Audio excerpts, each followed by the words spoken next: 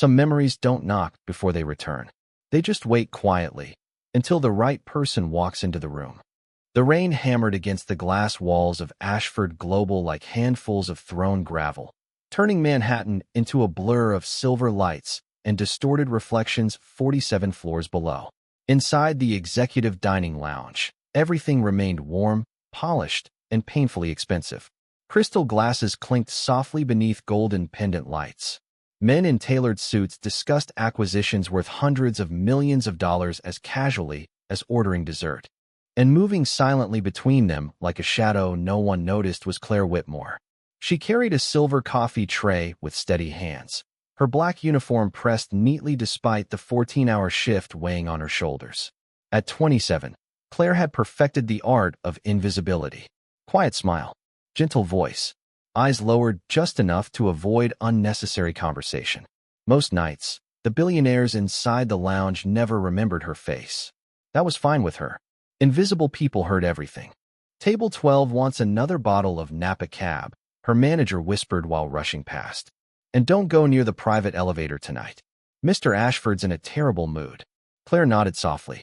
Ethan Ashford. Even saying his name inside the building always lowered people's voices. Founder of Ashford Global. 41 years old. Billionaire. Ruthless negotiator. A man financial magazines called untouchable. Employees simply called him cold. Claire had seen him dozens of times over the last year. Tall. Controlled. Always moving quickly, like the entire world existed on a strict schedule beneath him. He never looked at the waitstaff. Never said thank you.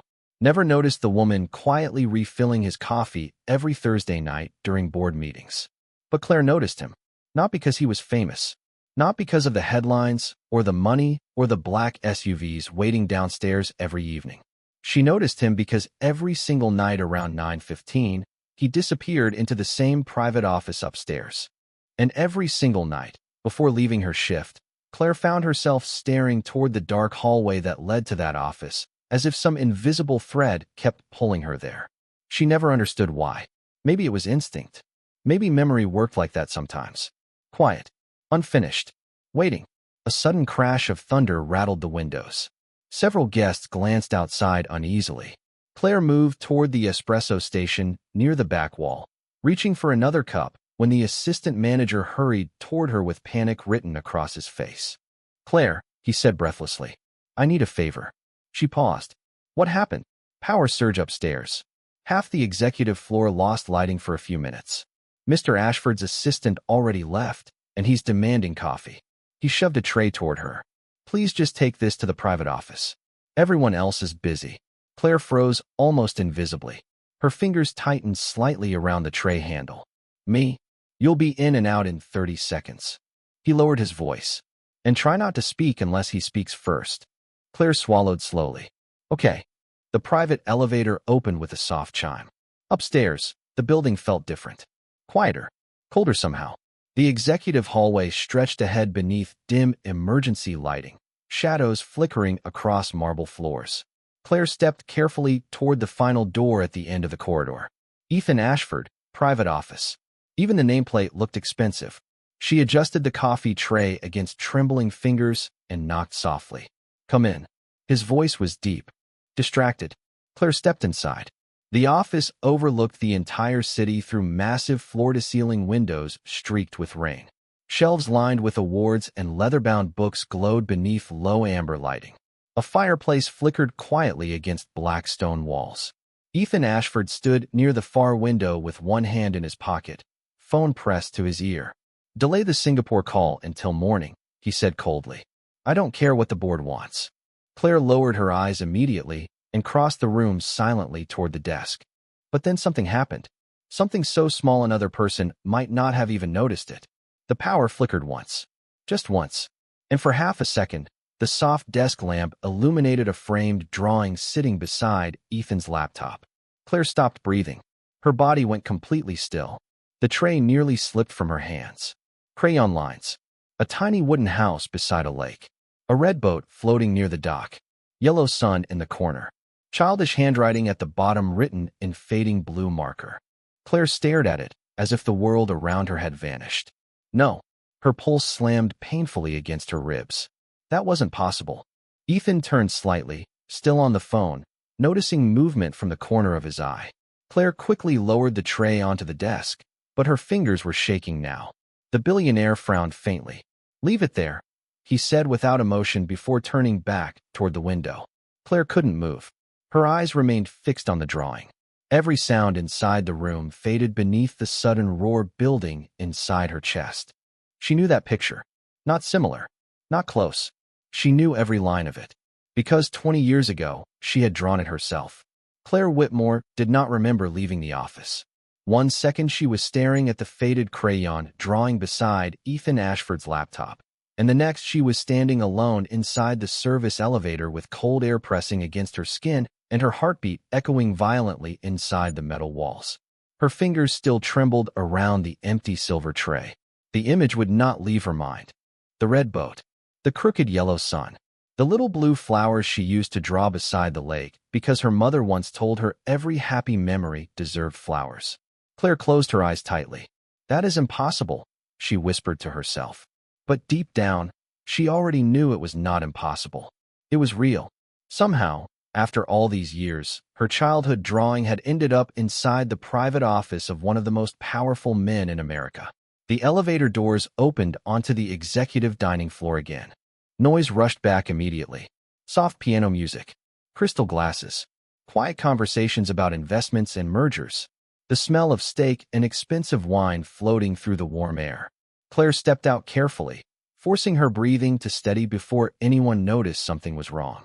"You took long enough," the assistant manager muttered while grabbing the empty tray from her hands. "Did he yell at you?" Claire blinked. "What?" "Mr. Ashford.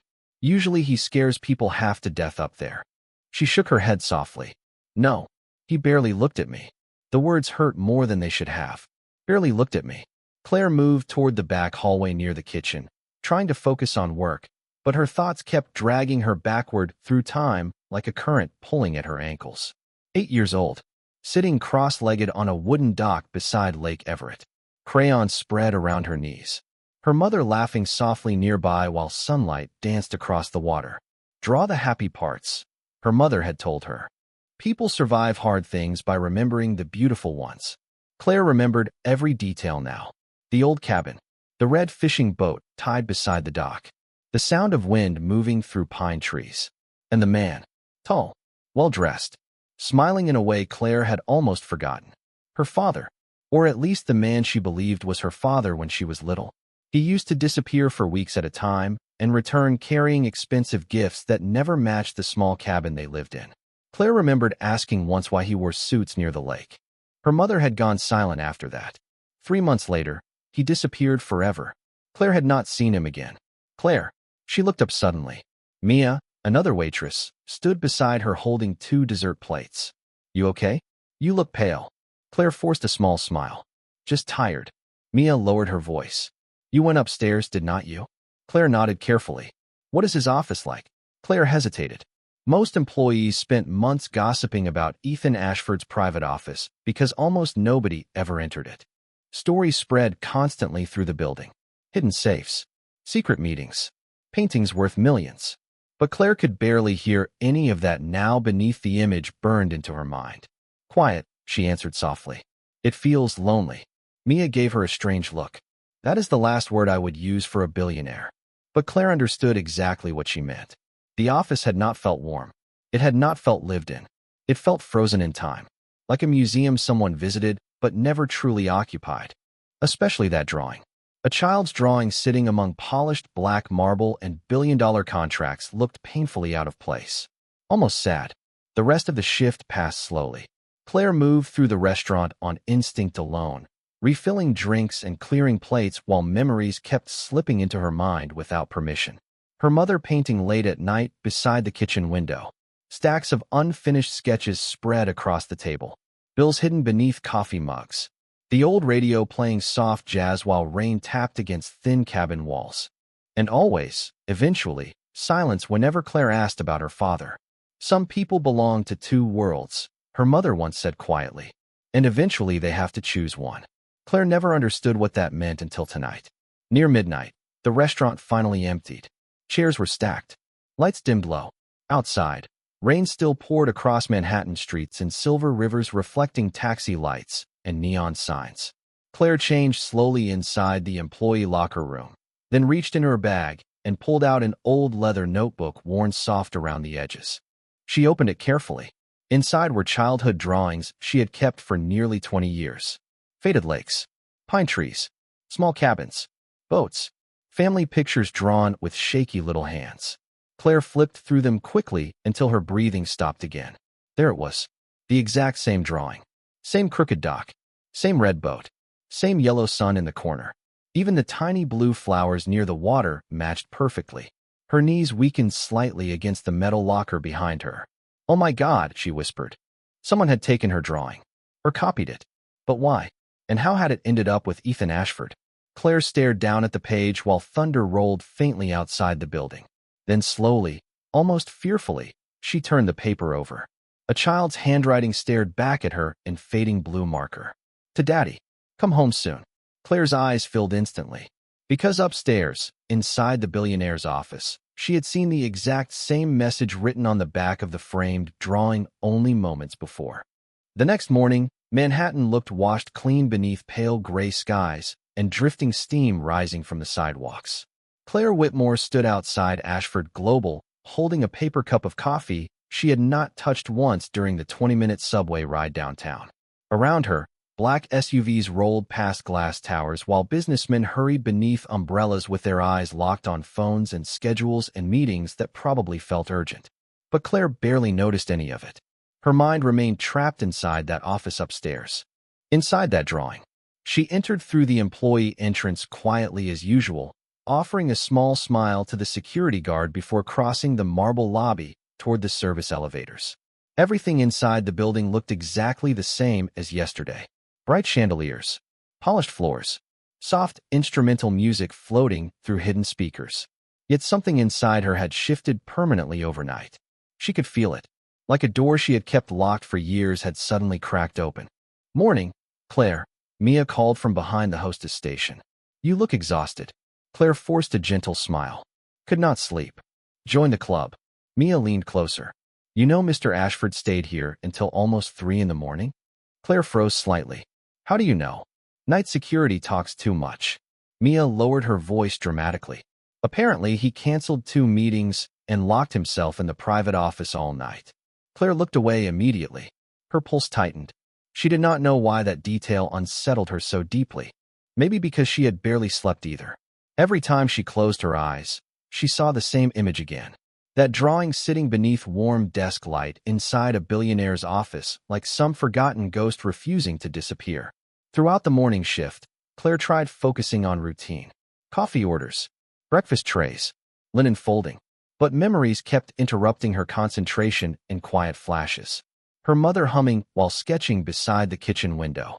The smell of pine trees after rain near Lake Everett. A man's expensive watch glinting in sunlight while lifting Claire into his arms near the dock. She still could not fully remember his face anymore. Only pieces. A calm voice. Dark wool coats. The faint scent of cedar cologne. "You always draw the lake when you miss me," he once told her softly. Claire nearly dropped a stack of plates remembering it. "Miss me?" Her chest tightened painfully. Around 11:30, the executive lunch rush began. Investors filled the private dining lounge upstairs while assistants rushed between elevators carrying tablets and legal documents. Claire moved quickly between tables until the assistant manager suddenly appeared beside her again, looking nervous. "Claire." She turned. "Yes." He adjusted his tie awkwardly. "Mr. Ashford requested coffee from the same waitress as last night." Her breath caught instantly. "Me?" "Apparently." He shrugged helplessly. "Look, I do not know what happened up there yesterday, but he specifically asked for the blonde waitress from executive dining." Claire's stomach twisted slowly. Ethan Ashford remembered her. The thought alone felt strange enough to unsettle her. Billionaires were not supposed to notice people like Claire Whitmore. She prepared the tray silently this time. Black coffee, no sugar, porcelain cup perfectly centered on a silver serving plate. Her hands remained steady outwardly, but inside her thoughts spun uncontrollably. Why did he ask for her again? Did he recognize something? Did he notice the way she reacted to the drawing? The elevator ride upstairs felt longer today. When the doors opened, The executive hallway stood silent beneath clean morning light streaming through massive windows. Claire approached the office slowly, hearing faint voices inside before she knocked once. "Come in." Ethan's voice sounded sharper today, more tired. Claire stepped inside carefully. Two men in expensive suits stood near the desk, discussing financial projections, while Ethan Ashford stared at a digital screen across the room. He wore a charcoal suit with the sleeves rolled slightly back, dark circles faintly visible beneath his eyes, as though he had barely slept. "Your coffee, sir," Claire said softly while placing the tray down. Ethan looked up briefly. For the first time since she began working at Ashford Global, his eyes actually settled on her face instead of passing through her like glass. Steel gray eyes. Calm but searching. Claire felt strangely exposed beneath them. One of the executives continued speaking. "Singapore still expects a response by tonight." Ethan barely looked away from Claire. "Push it until tomorrow." "Sir, delaying again could cost us the deal." "Then let it cost us." Silence filled the office instantly. The two executives exchanged uncomfortable glances. Ethan finally looked toward them again. "Leave us for 5 minutes." The men hesitated only briefly before gathering their files and exiting quickly. The moment the door closed, the office became painfully quiet. Claire stepped backward automatically. "I should return downstairs." "Wait." Ethan's voice stopped her halfway toward the door. She turned slowly. He walked toward the desk, one hand resting beside the framed drawing. "You said something strange last night." Claire's throat tightened. Ethan studied her carefully. "You said that drawing belonged to your mother." Claire remained silent for several seconds. Rainwater slid slowly down the windows behind him, while distant Manhattan traffic hummed far below the tower. Finally, she nodded once. "Yes." Ethan's jaw tightened almost invisibly. "That drawing has been in my family's possession for 18 years. Claire's eyes dropped toward the frame again. "I know." "Then explain something to me." His voice remained calm, but colder now. Controlled. Dangerous in the quiet way powerful men often become when uncertainty enters the room. "How did you know what was written on the back of it?" Claire looked at him fully then. Not at the billionaire. Not at the CEO whose name sat on magazine covers and skyscrapers. Just at the tired man standing beside an old child's drawing like it carried answers he had spent years trying to avoid. Her voice came out barely above a whisper. "Because I wrote it." The silence inside Ethan Ashford's office became so heavy Claire could hear the faint ticking of the antique clock mounted beside the bookshelf. Neither of them moved. Rain slid slowly down the towering glass windows behind them, while Manhattan disappeared beneath low gray clouds and distant traffic lights. Ethan stared at her as if the room itself had suddenly shifted beneath his feet. "That is impossible," he said quietly at last. Claire swallowed hard. "I know how it sounds." No, his voice remained calm, but sharper now. "You do not understand. That drawing never left this office." Claire looked toward the frame resting beside his laptop. The faded paper looked strangely fragile against polished black marble and silver desk lamps worth more than most people's rent. "Then somebody took it before it came here," she whispered. Ethan's jaw tightened slightly. He walked closer to the desk and lifted the frame carefully with both hands, almost instinctively, like someone handling something breakable. Claire noticed the change immediately. For the first time since entering the office, Ethan Ashford did not look like a billionaire protecting an object. He looked like a man protecting a memory. "My father kept this drawing hidden in his study until the day he died," Ethan said quietly. "After the funeral, I found it packed inside a box with old letters and photographs." He turned the frame over slowly. "I never showed it to anyone." Claire watched his fingers pause against the faded blue handwriting on the back. "To Daddy. Come home soon." Ethan looked up again. "How old were you when you drew this?" 8. "And your mother?" Claire hesitated. Even after all these years, speaking about her mother still felt delicate somehow, like touching glass that might crack if handled too roughly. Her name was Evelyn Whitmore. Something flickered faintly across Ethan's face. Not recognition exactly. More like confusion pulling against memory. "I have heard that name before." Claire gave a sad smile. "Probably not for a long time." Ethan placed the frame down carefully. "Who was your father?" The question landed softly, but Claire still felt it hit somewhere deep inside her chest. She looked away toward the rain beyond the windows. "I do not know anymore." Ethan frowned slightly. Claire folded her hands together tightly. "When I was little, My mother told me he traveled for work. He came and went. Sometimes he stayed 3 days. Sometimes 3 weeks. Her voice softened with memory. He wore expensive coats even near the lake. He always smelled like cedar and rain. Ethan remained silent. Claire continued slowly. Then one summer he stopped coming back. The billionaire's eyes never left her face now. Did your mother ever tell you his name? Claire shook her head once. Only his first name. Which was? She hesitated. Thomas. Ethan went completely still. It happened so quickly another person might not have noticed it. But Claire did. The smallest change in breathing. The slight tightening around his eyes. Thomas Ashford. The name appeared in financial magazines and business documentaries constantly. Founder of Ashford Global. Ethan's father. Dead for nearly 18 years. Claire felt cold suddenly. Ethan turned away from her and walked slowly toward the massive windows overlooking Manhattan. One hand slid into his pocket while the other rubbed absently against his jaw, as though trying to steady thoughts moving too quickly inside his head. This is absurd, he muttered quietly. There must be another explanation. Claire nodded softly. Probably. But neither of them sounded convinced anymore. Ethan remained staring at the city for several long seconds before speaking again. Did your mother ever work in New York? Claire blinked in surprise. Yes. Doing what? Illustration work. Mostly freelance. Ethan slowly turned back toward her. My father funded a private publishing division in the late 90s. Children's books. Art commissions.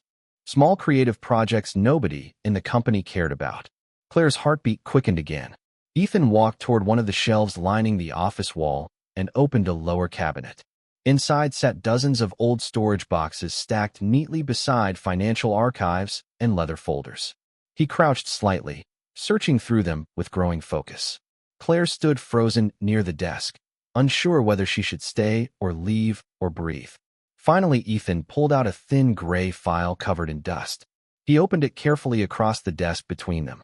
Contracts, receipts, old project sketches. And then Claire saw it. A signature written in elegant cursive across a yellowed invoice. Evelyn Whitmore. Her mother's name. Claire stopped breathing again. Ethan stared down at the paper silently. She worked for my father, he said quietly. Claire's eyes burned instantly. I told you. The billionaire looked strangely pale now beneath the warm office lighting. Not angry. Not cold. Just unsettled in a way powerful men rarely allowed themselves to appear. He flipped through several more pages before stopping suddenly on an old photograph tucked between contracts.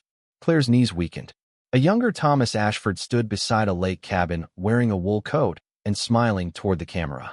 Beside him stood Evelyn Whitmore laughing softly while wind moved through her blonde hair. And near the dock, holding crayons in tiny hands, was a little girl with blue flowers drawn across her sneakers. Claire Whitmore. Ethan stared at the photograph for a very long time without speaking. Then slowly, almost unwillingly, his eyes lifted toward Claire. The waitress standing quietly in front of him no longer looked invisible now. She looked like a question his entire life had somehow forgotten to ask. Claire could not stop staring at the photograph. The edges were worn soft with age, the colors slightly faded beneath years of storage, but there was no mistake. That was her mother standing beside Thomas Ashford near Lake Everett. And that little girl holding crayons near the dock was her. 8 years old, missing 2 front teeth, sneakers covered in blue marker because she used to decorate everything she owned. Ethan Ashford remained motionless behind the desk, one hand still resting lightly against the old file, as though touching it too quickly might somehow change what he was seeing. I remember this cabin, Claire whispered softly. My mother rented it every summer. Ethan looked at the photograph again. My father bought that property in 1996. Claire slowly lifted her eyes toward him. Then why did we live there? Ethan did not answer immediately. The silence between them stretched quietly while rain tapped against the glass walls surrounding the office. Finally, he exhaled slowly and sat down behind the desk, looking less like a billionaire now and more like a man carrying something unexpectedly heavy. Thomas Ashford was not the kind of man who explained personal decisions, he said quietly. Especially not to me. Claire remained standing. But you knew he had another life. Ethan gave a faint, bitter smile. I knew he disappeared constantly. His fingers folded together slowly. Board meetings. International travel. Private investments. That was the official explanation. He looked toward the photograph again. My mother stopped asking questions after a while. Claire felt sadness settle heavily inside the room. Not dramatic sadness. The quiet kind. The kind built from years of unanswered questions and empty chairs at dinner tables. Ethan opened another folder carefully. More photographs slid across the desk. Lake Everett during summer. Small sketches signed by Evelyn Whitmore. Receipts from bookstores and art supply shops. Then Claire noticed something else. Letters. Dozens of them. Bound neatly with a faded navy ribbon. Her breath caught. Ethan noticed immediately. I have never opened those, he admitted softly. Why not? Ethan looked toward the windows. Because they were the only things my father locked away personally. Claire stepped closer slowly. And now? Ethan's jaw tightened slightly. Now I think I should have opened them years ago. The office suddenly felt smaller somehow. Colder. Claire stared at the ribbon around the letters while memories returned in fragmented flashes. Her mother sitting alone near the lake window late at night. Crying quietly when she thought Claire was asleep. Hiding envelopes inside kitchen drawers. Waiting beside the old mailbox every Friday afternoon. She used to wait for letters, Claire whispered before realizing she had spoken aloud. Ethan looked up immediately. What? Claire swallowed hard. Every week. Her voice softened with memory. She would sit near the mailbox around 4 o'clock pretending to sketch flowers or birds or the lake. She smiled faintly through sadness. But she was really waiting. Ethan remained silent. Claire lowered her eyes. Sometimes letters came. Sometimes they did not. She hesitated. Whenever they arrived, she smiled for the rest of the day. Ethan stared at the ribbon-bound stack without touching it. I think these are from her. Claire nodded slowly. Neither of them moved for several long seconds. Then Ethan finally untied the ribbon carefully. The letters looked old and fragile beneath the warm office light. Claire watched his hands pause before opening the first envelope. The paper crackled softly in the silence. Ethan's eyes scanned the page slowly, and something changed in his expression almost immediately. Not shock exactly. Pain. Quiet and deeply buried pain. Claire's chest tightened nervously. What does it say? Ethan did not answer right away. His eyes remained fixed on the letter while rain drifted across the skyline outside. Finally, he spoke softly. She wrote about you. Claire stopped breathing. Ethan swallowed once before continuing. She says you drew flowers on your rain boots because you wanted every storm to look happier. Claire covered her mouth instantly. Tears burned behind her eyes. That memory. God. She had forgotten that memory completely. Ethan kept reading silently for another moment. She says you asked every morning whether your father would come back before sunset. The room felt unbearably still now. Claire turned away slightly, blinking hard while emotion pressed painfully against her chest. Ethan lowered the letter slowly. Claire. But she shook her head once. Do not. Her voice trembled softly. Please do not feel sorry for me. Ethan looked at her carefully then. Really looked at her. Not the waitress carrying coffee trays downstairs. Not the invisible employee moving quietly through marble hallways. He saw the child hidden beneath all that silence. The little girl waiting beside lake water for someone who never returned. I am not sure sorry is the right word anymore, he admitted quietly.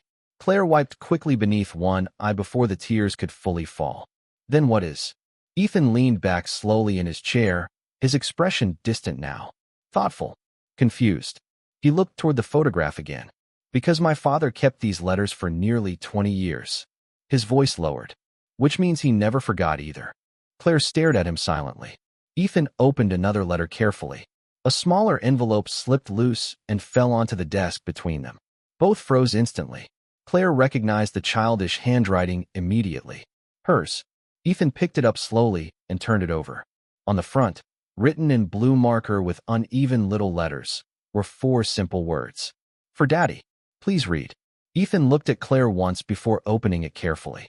Inside was a folded sheet of lined notebook paper covered in crooked handwriting and tiny crayon flowers around the edges. Ethan began reading silently at first. Then his expression changed completely. His eyes lifted toward Claire with something dangerously close to heartbreak. What? Claire whispered. Ethan looked back down at the page. His voice came out quiet, almost unsteady. You asked him why rich people always leave. Claire stared at the small sheet of notebook paper resting in Ethan Ashford's hands while the words echoed silently through the office like something fragile breaking very slowly. Why do rich people always leave? She remembered writing that sentence. God, she remembered the exact afternoon. Rain against the cabin windows. Her mother pretending not to cry while washing dishes at the sink. 8-year-old Claire sitting cross-legged at the kitchen table surrounded by crayons and unfinished drawings, trying to understand why the man who promised to return before summer ended never came back. Ethan lowered the letter carefully onto the desk, as though it carried weight far heavier than paper. Neither of them spoke for several seconds. The city beyond the windows looked blurred now beneath low clouds and drifting rain, Manhattan fading into silver shadows far below the tower. Finally, Claire exhaled softly. I was angry when I wrote that. Ethan's eyes remained fixed on the letter. You were a child. Children still notice things. Her voice stayed calm, but sadness lingered quietly beneath every word, especially when adults stop explaining them. Ethan leaned back slowly in his chair. The confident sharpness that usually surrounded him seemed gone now, stripped away beneath old photographs and forgotten letters and truths neither of them expected to uncover this morning. Claire noticed something strange then. Ethan Ashford looked tired. Not physically tired. Emotionally tired. Like a man suddenly realizing his family history contained rooms nobody ever allowed him to enter. My father never spoke about Lake Everett, he admitted quietly. Not once. Claire folded her arms lightly across herself, almost instinctively. Maybe because he was happier there.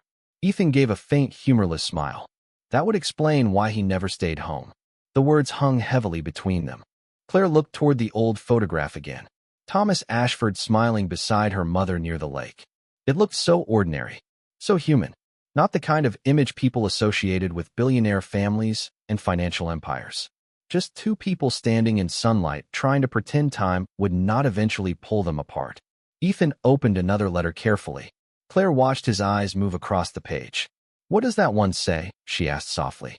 Ethan hesitated before answering. She was sick. Claire froze instantly. What? Ethan looked up slowly. Your mother. He swallowed once. She wrote that she could not afford treatment anymore. Claire's breath caught painfully. Her mother had hidden almost everything during those final years. The overdue bills. The doctor appointments. The exhaustion behind her smile. Claire remembered watching Evelyn Whitmore grow quieter month after month inside their small apartment after leaving the lake cabin. She still painted sometimes, but less often. Some mornings, she could barely climb out of bed. Yet she always smiled when Claire entered the room. I did not know she wrote to him about that. Claire whispered. Ethan continued reading silently for another moment before speaking again, quieter this time. She said she never wanted money. His eyes lifted toward Claire. Only honesty. Claire looked away immediately. Emotion tightened painfully inside her chest. Ethan carefully turned the page. There is more. The office felt impossibly silent now except for distant thunder somewhere beyond the skyline. Ethan read another line slowly. Then another. His expression changed again. Not shock. Something worse. Regret arriving too late. Claire, he said carefully. Your mother believed someone intercepted Thomas's letters. Claire frowned slightly. What do you mean? Ethan stood suddenly and crossed toward one of the large shelves lining the office wall. He searched through several old binders before pulling out a thick leather folder marked Private Correspondence. Dust drifted lightly into the air as he opened it across the desk. Inside were dozens of archived company memos and family documents. Claire watched him flip through pages rapidly until he stopped. His face hardened immediately. What is it? Ethan did not answer right away. Instead, he handed her a single document. Claire looked down slowly. Her stomach dropped. Internal directive. All personal communications addressed to Thomas Ashford are to be reviewed through Executive Family Council prior to delivery. Claire read the sentence twice before her mind fully understood it. Ethan's voice turned cold for the first time since morning. My grandfather. Claire looked up. Ethan's jaw tightened visibly now. He controlled everything in this company before my father took over. His eyes darkened slightly, including family scandals. Claire's fingers trembled faintly around the paper. You think they hid her letters? Ethan laughed once quietly, but there was no humor in it. I think they hid an entire life. Silence filled the office again. Claire suddenly understood something she had never allowed herself to believe before. Thomas Ashford may not have abandoned them willingly. The realization hurt in a completely different way. Ethan moved back toward the windows slowly, one hand resting against the glass, while rain streaked downward beyond the skyline. "My father changed after 1998, he said quietly. "That is what everyone always said." Claire listened silently. He became distant, distracted. He spent more time alone. Ethan looked down toward the streets far below. And then one day he stopped talking about the future entirely. Claire stepped closer slowly. "When did he die?" Ethan's expression darkened with memory. "Car accident. Winter of 2004. Claire felt the air leave her lungs softly.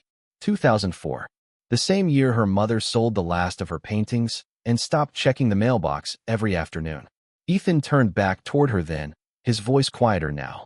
"Claire, did your mother ever know he died?" Claire's eyes filled instantly. She nodded once. "I remember the newspaper on the kitchen table."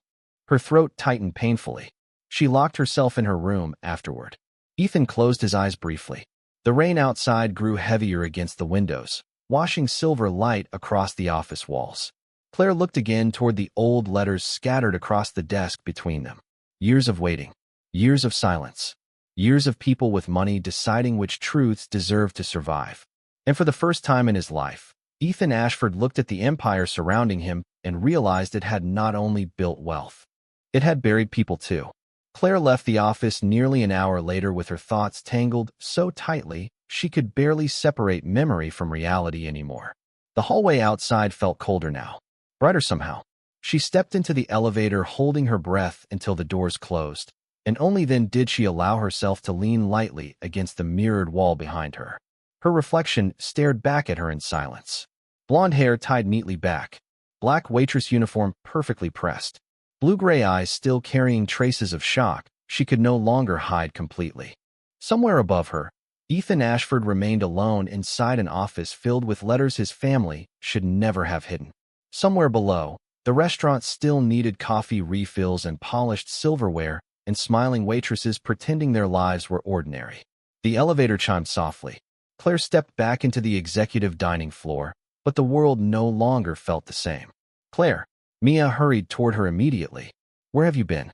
You disappeared for almost an hour." Claire blinked slowly. "I lost track of time." Mia frowned. "You look like you saw a ghost." Claire almost laughed at how close that sounded to the truth. Before she could answer, the assistant manager appeared beside them looking tense. "Claire, can you reset table 14? Mr. Ashford canceled his lunch meetings." Claire froze slightly. "Canceled? All of them?" He lowered his voice. "That never happens." Claire nodded quietly and moved toward the dining room. Around her, executives spoke in low voices over expensive wine, while city light reflected softly against crystal glasses and silver cutlery. Everything looked polished, controlled, perfect. Yet Claire suddenly understood how many secrets buildings like this could hide beneath polished marble and billion-dollar reputations. She reset table 14 carefully, smoothing linen with practiced hands while thoughts kept circling painfully inside her mind. Thomas Ashford, the hidden letters, her mother waiting by the mailbox for years believing she had been forgotten. And Ethan, she still could not fully understand him yet. He should have dismissed her immediately. Powerful men usually protected their family names before protecting the truth. But instead he had opened old boxes, read painful letters, looked genuinely shaken by what they uncovered together.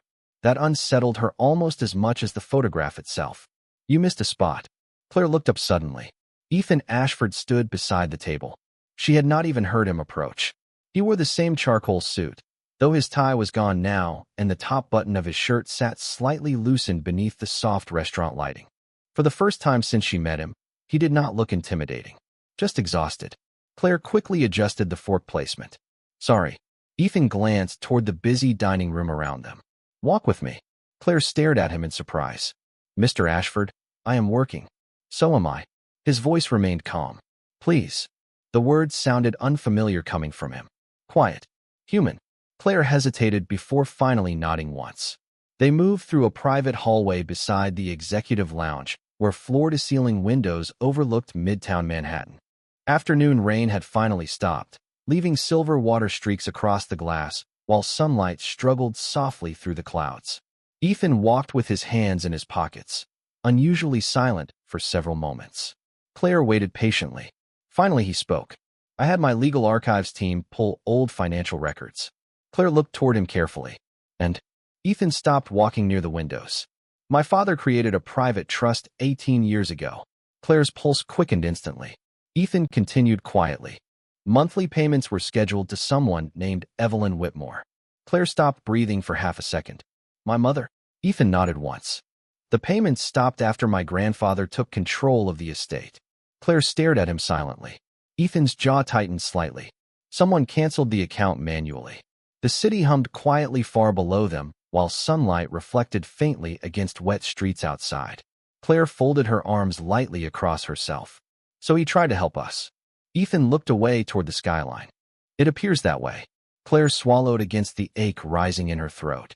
All those years believing Thomas Ashford abandoned them. All those nights hearing her mother cry quietly behind closed doors. And somewhere in the middle of it all had been hidden letters and blocked payments and a powerful family deciding which relationships deserved to exist publicly.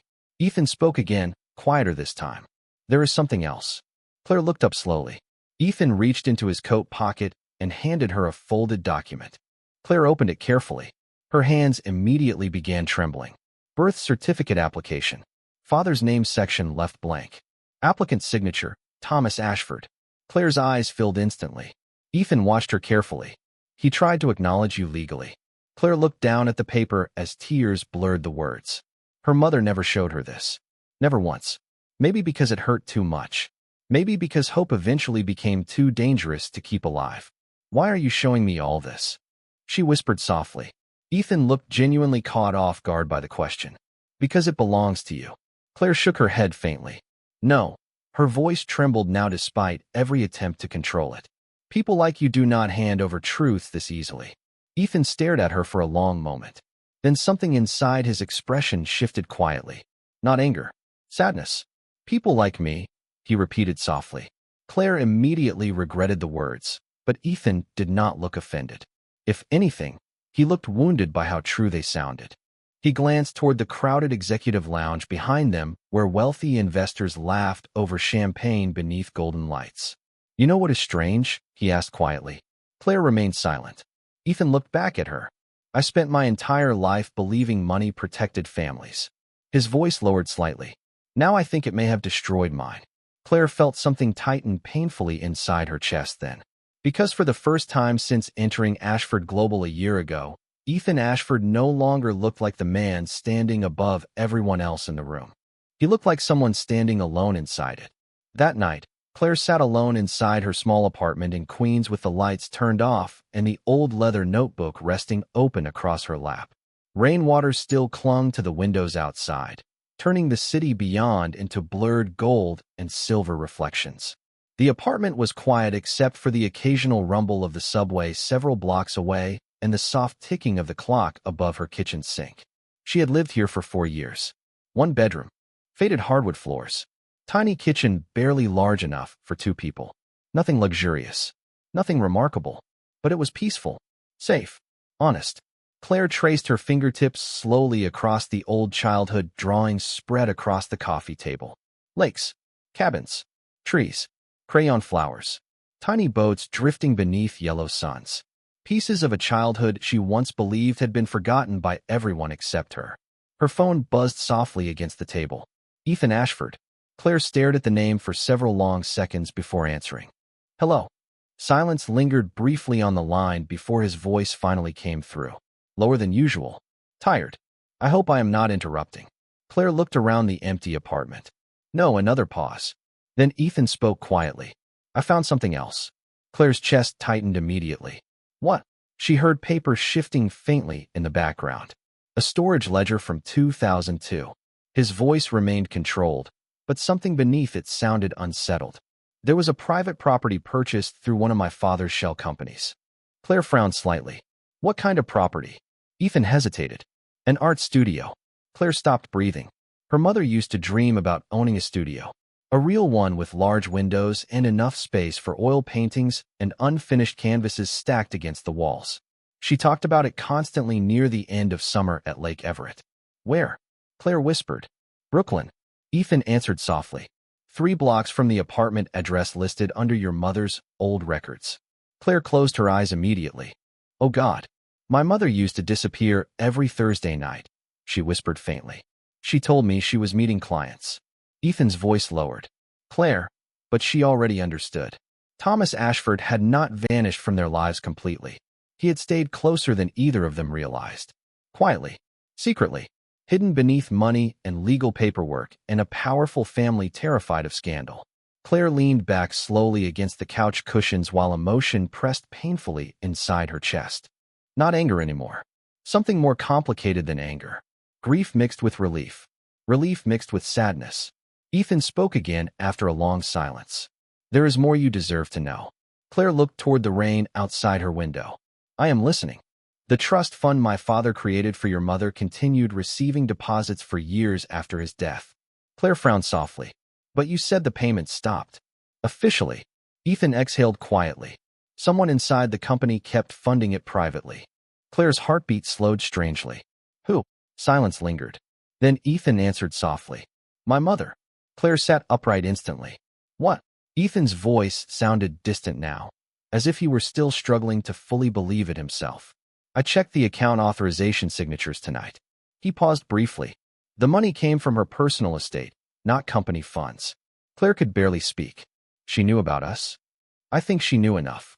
Claire stared down at the notebook in her lap, while tears gathered silently in her eyes again. All these years she imagined wealthy families as cold marble buildings filled with people protecting their names above everything else. But now the truth looked far messier. More human. One man trying to reach his hidden daughter. One woman quietly continuing payments after his death. And somewhere in the middle of it all, a child growing up believing she had simply been forgotten. Why would she help us? Claire whispered. Ethan answered so quietly she almost missed it. Maybe because she understood what loneliness looked like. Claire closed her eyes.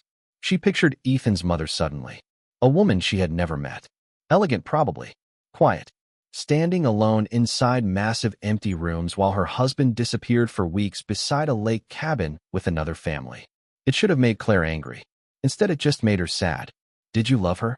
Claire asked before she could stop herself. Silence. Then Ethan laughed softly once without humor. I respected her. The answer hurt more somehow. Ethan continued after a moment. She spent most of her life protecting appearances.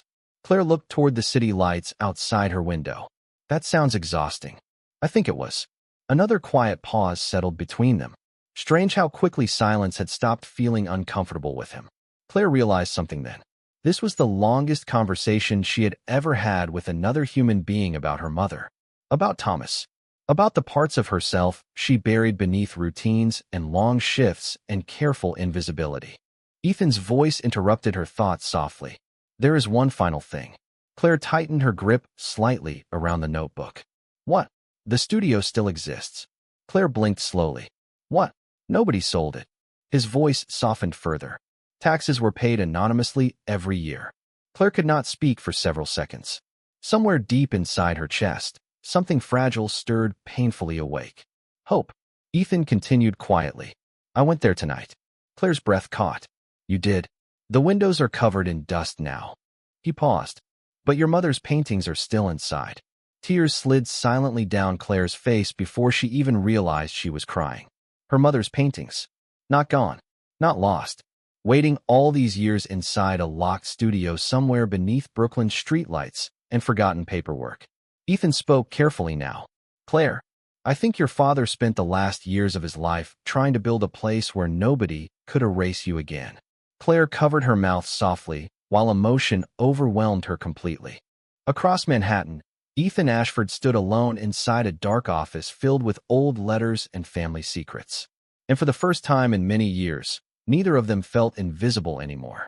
3 weeks later, the rain finally stopped over Manhattan.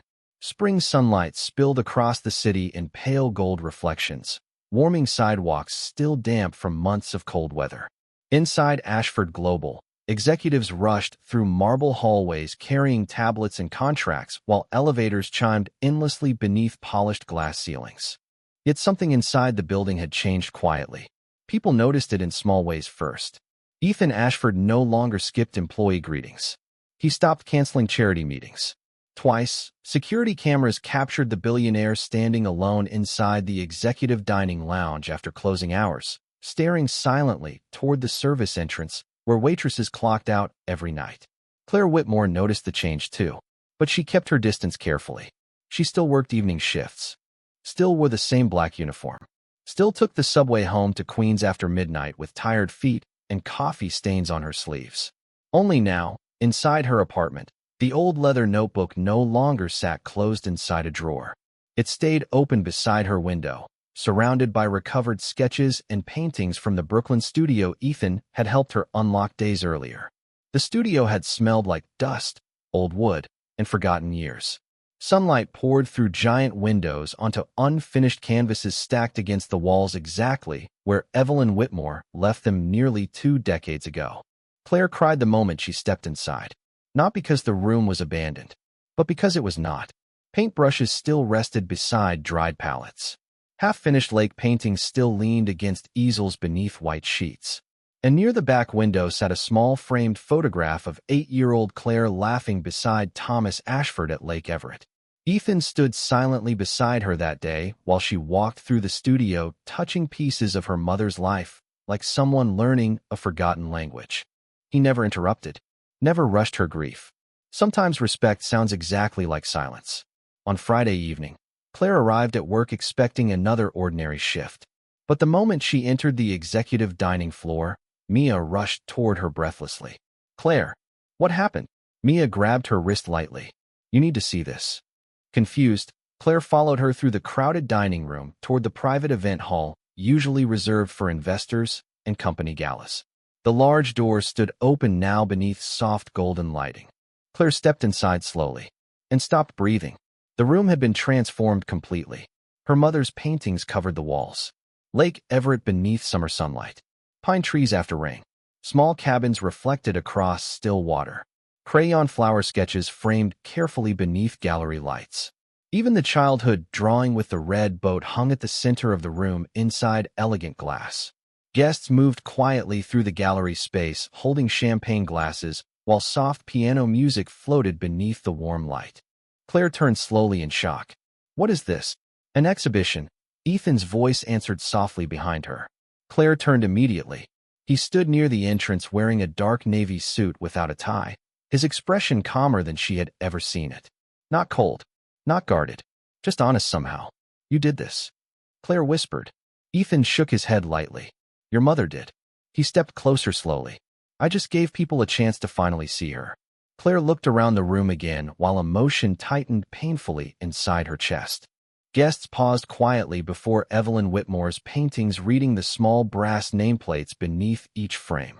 For years her mother believed her art disappeared into silence. Now strangers stood beneath gallery lights, studying every brushstroke carefully. "Why?" Claire asked softly.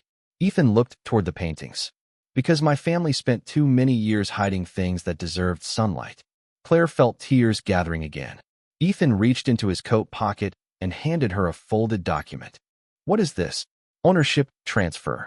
Claire frowned slightly while opening it. Her eyes widened instantly. "Brooklyn Art Studio. Property title transferred to Claire Whitmore." Claire stared at the page speechlessly. "Ethan." "It belonged to your mother," he said quietly. "It should belong to you now." Claire looked up slowly. "I cannot accept this." Ethan smiled faintly for the first time. A real smile this time. Tired but genuine. "You already have." Claire shook her head softly.